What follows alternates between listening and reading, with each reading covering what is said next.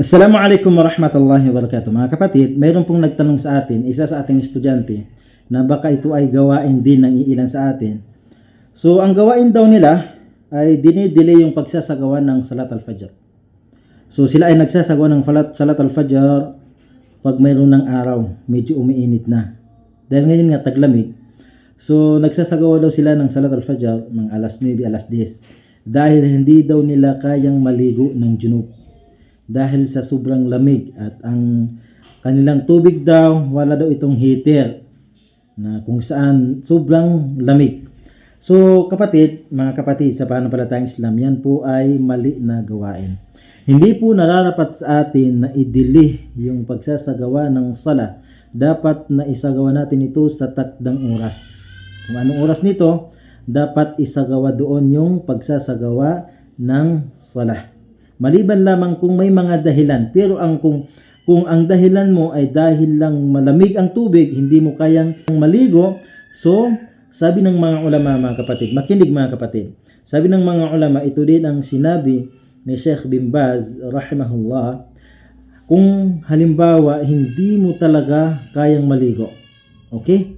Lalo na ngayon na taglamig talaga, so hindi mo kayang maligo. Ito ay para sa may asawa at walang asawa na baka majunub din. Kasi yung mga walang asawa minsan ninalabasan din, hindi kailangan din niyang maligo. So halimbawa hindi mo kayang maligo dahil malamig at walang heater. At hindi mo kayang magpainit, wala kang time na magpainit ng tubig. So pinapahintulot sabi ng mga ulama na magtayammum. Okay po. Isa sa dalil nila na kung saan pinapahintulot sa atin, kung halimbawa sobrang lamig ng tubig at walang heater ito at hindi mo kayang magpainit ng tubig, kung kaya mo naman magpainit ng tubig, mas mainam. Pero kung hindi mo kaya itong magpainit ng tubig, sabi ng mga ulama, pinapahintulot sa iyo na magtayammum dahil sinabi ng Allah subhanahu wa ta'ala, wala tulqu bi aydikum ila tahluka, na kung saan sa malapit nitong kahulugan, sinabi ng Allah subhanahu wa ta'ala, huwag ninyong ilagay ang inyong mga sarili sa kapahamakan. So dahil sa sobrang lamig, sabi ng mga ulama, pwede yung makapinsala sa ating katawan. So pinapahintulot na magtayammum. Okay po? So mga kapatid, ang pagtatayammum, napakadali lamang po. Ito po ay mayroon tayong video na kung saan tinuro ko sa inyo kung paano magtayammum. Pero ngayon, uulitin ko naman para sa inyo mga kapatid. So, ang pagtatayammum po mga kapatid, sa pananampalatayang Islam, napakadali lamang po. Halimbawa, ito po yung turab. Ito po yung turab. Or, halimbawa, dinding pero may buhangin. O bato na may buhangin. Sabi ng mga ulama, pwede dyan. Halimbawa, ito yun siya. So, una po, niya. Kailangan mo mag-intensyon. Okay po? So, ano ang intention mo? Kung ang intention mo ay para sa junub, dahil ikaw ay junub, so yun po yung intention mo. At intention mo din na magsasagawa ng sala, at maging niya mo na ikaw ay nagsasagawa ng sala. At pwedeng isang tayammum, sabi ng mga ulama, isang tayammum at dalawa yung niya mo. Niya mo para sa junub at niya mo na ikaw ay magsasagawa ng sala.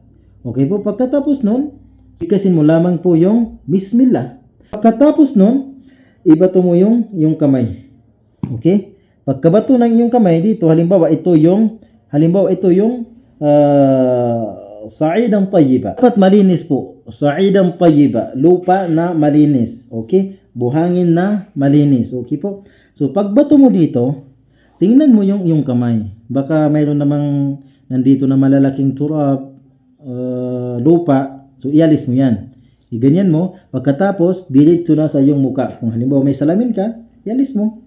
Kung mayroon kang ganito, ialis mo din. Tulad din ng pagsasagawa ng pag-ablution. So, yan mo dito sa iyong mukha. Okay?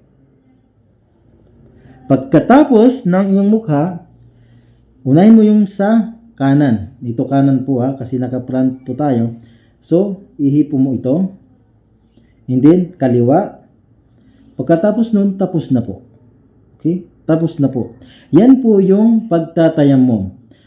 Pagtatayammum sa junub at pagtatayammum sa pagsasagawa ng sala. Okay po? Hindi po yung kukuha ka ng ma'idan, yung lupa na kung saan lagay mo sa iyong katawan o anong ginawa mo. Hindi.